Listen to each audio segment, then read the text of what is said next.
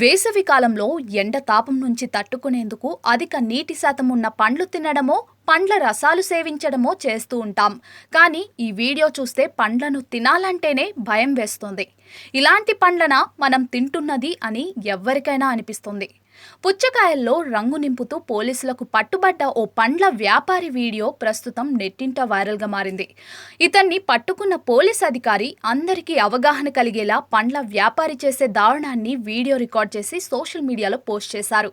ఈ వీడియోలో ఆ పండ్ల వ్యాపారి పుచ్చకాయలకు ఎరుపు రంగు, వాటిలో తీపిని పెంచేందుకు మరో ద్రవం నింపుతున్నాడు. ముందుగా కొన్ని రసాయనాలు ఉపయోగించి ఎరుపు రంగును, తీపి ద్రవాన్ని తయారు చేస్తున్నాడు. రంగు తయారైన విధానం చూసి పోలీస్ అధికారి సైతం ఆశ్చర్యానికి గురయ్యారు. అనంతరం ఇంజెక్షన్ ద్వారా వాటిని పుచ్చకాయల్లోకి నింపి విక్రయిస్తున్నాడు. ఇది తెలియని అమాయక జనం వాటిని తీసుకెళ్లి పిల్లలకు తినిపించి ఆరోగ్యాలు పాడు చేసుకుంటున్నారని ఆ అధికారి ఆవేదన వ్యక్తం చేశారు.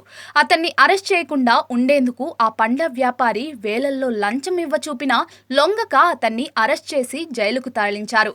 అయితే ఈ వీడియో చూసిన కొందరు ఇది ప్రజల అవగాహన కోసం తీసిన వీడియో అని, అది అంతా అబద్ధమని చెప్పడం ఆశ్చర్యానికి గురిచేస్తోంది.